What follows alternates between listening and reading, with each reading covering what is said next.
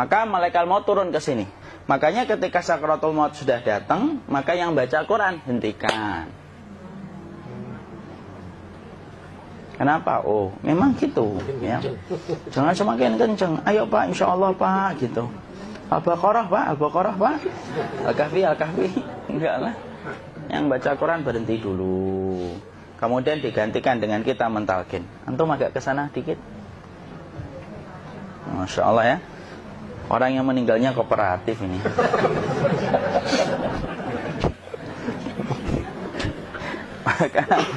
maka agak ke sini ya. Maka disunahkan kita untuk mentalkinnya. Nanti ketika mentalkin jangan terlalu sering, jangan terlalu membebani. Jangan terlalu sering itu la ilaha illallah, la ilaha illallah. Tidak gitulah.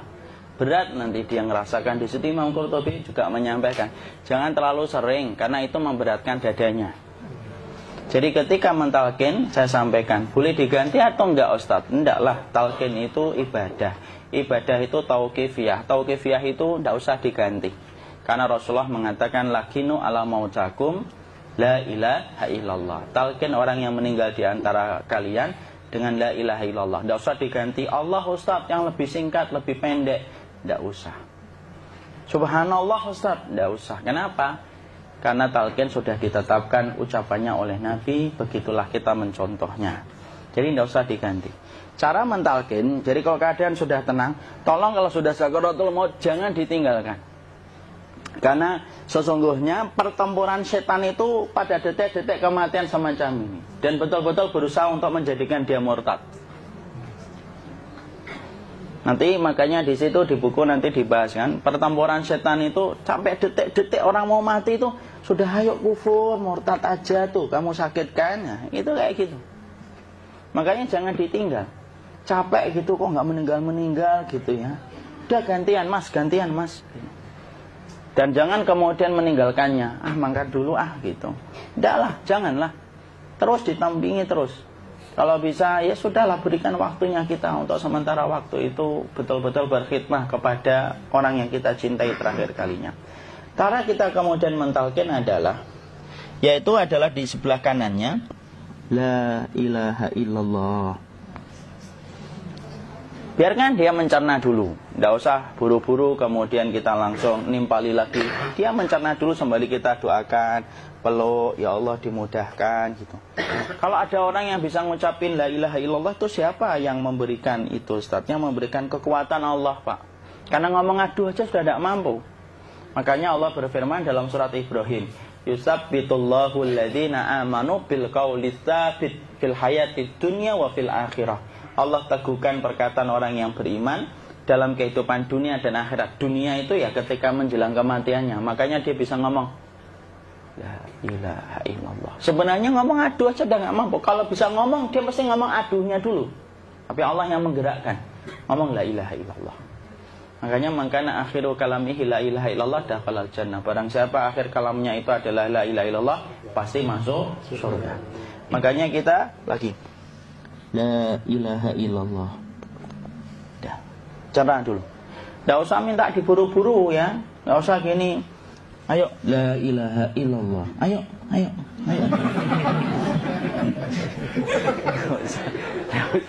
Enggak usah gitu. Ya, biarkan dia pelan-pelan gitu. Ayo tapak, ya Allah capek saya Pak. Enggak usah gitu.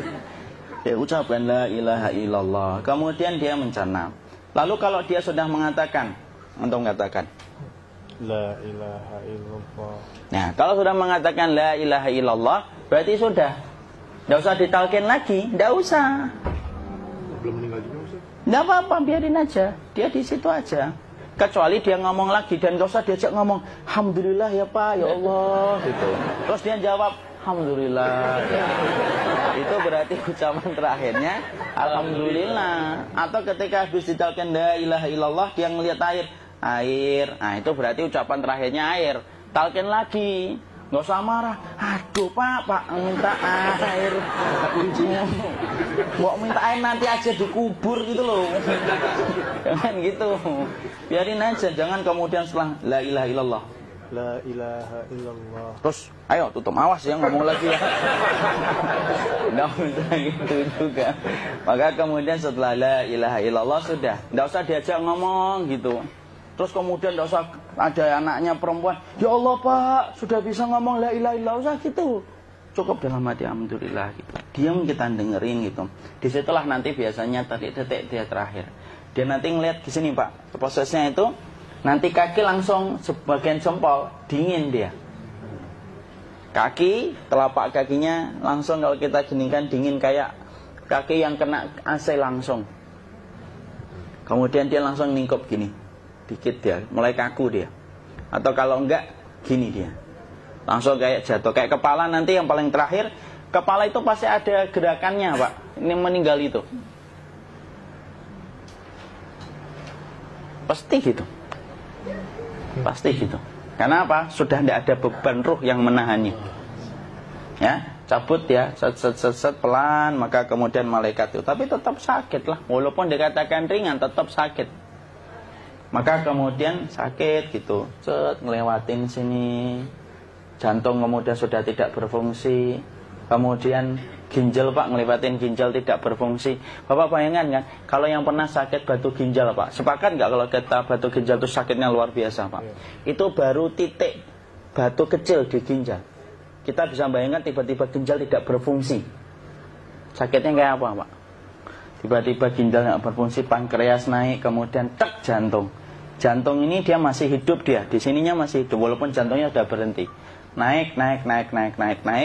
Kemudian mata, dia ngelewatin mata.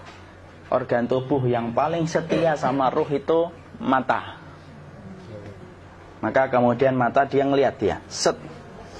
Ngelihat set keluarnya, set naik dia. Ya dilihat ini sama dia. Makanya Rasulullah mengatakan innar ruha idza qubida tabi'ahul basar. Ruh itu kalau dicabut, mata itu ngikutin kemana perjalanan ruh itu. Makanya ada yang meninggalnya gini. Ya itu bukan tanda su'ul khatimah. Itu tanda fitrahnya mata ngikutin ruh. Atau kemudian bukanya sedikit. Ada yang kayak senyum Pak. Ada yang kesini yang keringetan. Nah, itu tanda husnul khatimah. Ada yang senyum. Jadi sakitnya setelah selesai itu plong gitu loh. Makanya kemudian ada yang tersenyum. Maka itu tanda. Kalau kita ngelihat orang yang membuka mata kayak gini, tidak usah takut. Cepat-cepat kemudian kita nanti tutup. Biasanya kalau terlalu lama, itulah yang menjadikan ini tidak bisa ditutup. Makanya harus pakai kapas akhirnya. Karena apa? Karena pas meninggal nggak langsung ditutup. Biasanya karena perawat takut, dokternya juga nggak tahu itu, dibiarin itu. Makanya ada beberapa mata yang ditutup pakai tensoplas kan? Sebenarnya kalau langsung bisa nutup dia, fitrahnya nutup mata itu. Jadi kemudian kita baca Allahumma firlahu warhamhu wa'afihi wa'fuanhu atau bismillah wassalatu wassalamu ala rasulillah, tutup. Bismillah. Tidak usah takut. Kecuali buka lagi ya, ini baru kita kabur bareng. Kalau buka lagi Pak, insya Allah Pak, ya Allah ya kita kabur bareng-bareng Pak. Diusap Pak, diusap gini. Enggak disenggol gini enggak. Begini kan, sudah meninggal dunia. Tangan boleh begini, boleh diluruskan, enggak ada ketentuannya. Boleh gini, boleh kemudian lurus. Nggak usah disalahin kalau ada yang lurus. Lu itu tangannya gimana sih? Posisikan kayak sholat. Nggak ada perintah kayak gitu. Jadi kemudian dikondisikan saja. Terus maka kemudian dipijit-pijit, akiknya dikeluarin, kemudian jamnya dilepas, gigi palsunya dilepas kalau ada, ya. Kemudian apa setelah itu? Coba buku.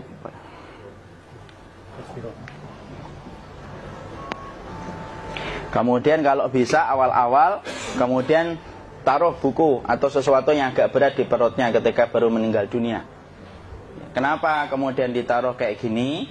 Bukan apa-apa, supaya membantu sisa-sisa pencernaan dia untuk keluar. Nanti Pak, biasanya kalau kita taruh agak yang berat gini, atau kemudian kita gini-gini kan, ini udah makan belum Maki? Udah makan belum makan kok udah gede ya? Maka pencet-pencet kayak gini biasanya nanti ketika dimandikan, nah pas dimandikan diginikan saja. Nah ini dia sudah keluar di belakang, dia gini. Terus nanti keluar dia. Nah ini keluar langsung di belakangnya. Dan memperlakukan orang kalau sudah meninggal dunia itu yang lembut gitu. Kenapa? Inna kasra admil mayyiti kakasri admil hayyi. Mematahkan tulangnya ketika orang sudah meninggal dunia itu lebih dia rasakan sakit ketika mati daripada ketika masih hidup. Tuh Islam itu sampai sama orang mukmin itu kalau sudah meninggal aja sampai selembut itu. Kok hidup kasar itu kebangetan dia jadi orang itu. Mau sampai orang mati itu kemudian disuruh yang lembut. Kalau ada aib disuruh nutup, tidak boleh diceritain. Misalkan di belakangnya beliau ini ada tompel, gagah-gagah tompelnya gede gitu. Tidak boleh cerita, Masya Allah loh. Sampai segitunya sunnah itu ngajarin kita untuk nutup aib. Kalau ada orang belajar sunnah sukanya buka aib, nyari-nyari kesalahan orang, sunnah yang mana dia pelajari itu saya bingung. Makanya kemudian gini, setelah selesai maka kemudian tutup dengan kain. Maaf ya, akhi. Ya. Nanti kalau nggak kuat napas ngomong ya. Maka ditutup kayak gini, ditempatkan kemudian jangan di tanah tapi di atas dipan. Karena apa?